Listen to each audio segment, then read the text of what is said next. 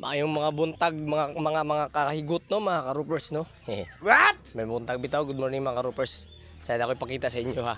Ako ipakita. Na. Sinakailaan ng mga baboy mga ka-roopers kana. Oh, diba?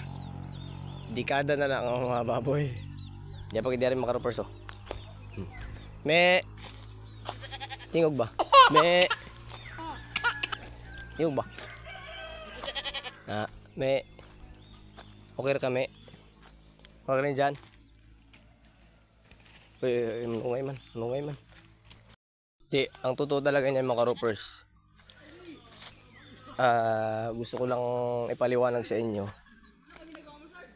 Regarding ito sa mga sa mga tutorial ko, mga tali.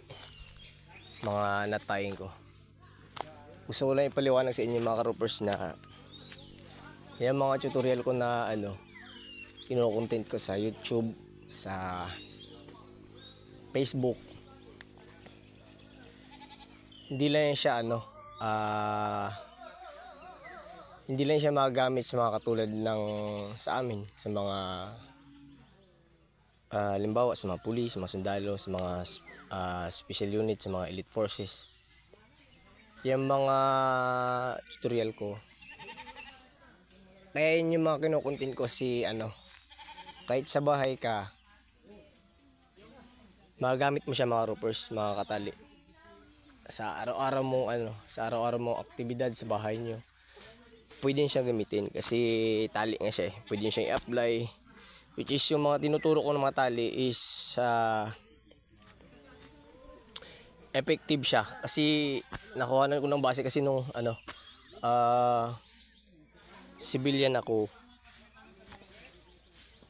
hindi ko alam yung mga tali niyan ang alam ko lang is yung mga basic na tali, pero meron namang ibang alam ko siyang gawin pero hindi ko alam yung tamang term niya kasi lahat ng tali kasi may tawag, may term kasi yan lahat sa kung pag-aaralan mo yung knot tying o rope master o may course kasi dyan.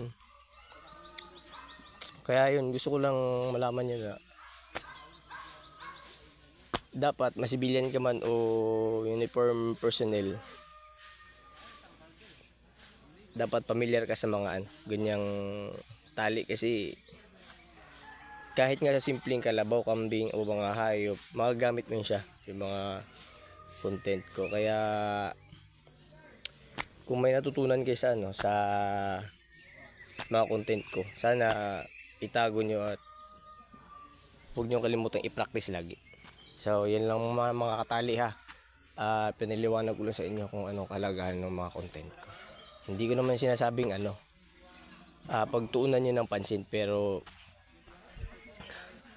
very applicable siya sa bahay, sa mga daily life natin, sa daily routine, lalo pag ikaw ay isang magsasaka.